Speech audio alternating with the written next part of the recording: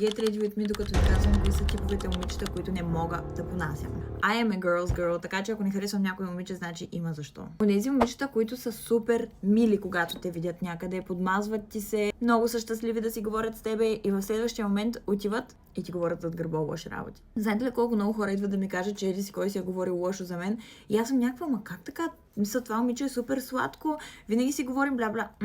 Не. Тя е така само пред мен. След това отива и почва да ми говорят зад гърба някакви работи, които дори не са на основателна причина. И ако това нещо ви се случва, според мен единственото обяснение е, че тези хора ви завиждат. Защо в противен случай ще се мила само пред мен и когато мен няма, ще ми говориш зад гърба. Ако не ме харесваш, просто елай ми го кажи. Или се дръж грубо с мен винаги. Защо се държиш грубо само когато мен няма там? Не разбирам. Когато някой друго момиче ти направи комплимент и ти не си мега развълнувана за това нещо. Не знам как да го обясня, обаче когато на мен някой момиче ми направи комплимент и аз винаги съм оле, много ти благодаря, човек, и ти. Дори да е нещо елементарно, като примерно много ти е хубава косата и много сладка блуза. Буквално винаги съм супер щастлива, че момиче ми е направило комплимент. Защото момичетата, които знаят колко е специално момиче да ти направи комплимент. We do it for the girls, not for the guys. Примерно някой ти прави такъв сладък комплимент и ти просто го погледаш някакво е такова.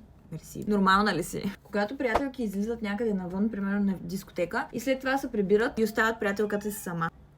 Мале, още по-лошо, ако това момиче е пияно. Как така ще оставиш най-добрата си приятелка пияна и сама навън? Знаете ли колко много пъти аз и мои приятелки сме прибирали други момичета пияни, защото ги питаме къде са ти приятелките, а ми оставиха ма сама. Моля, как така ще те оставят сама, бе, човек? Момичетата, които оставят момчета да говорят лошо за телата на други момичета. Най-често го правят, защото искат да се харесат на това момче. И примерно то ще говори как някой момиче е мега дебело или има виснали цици или някакви такива работи.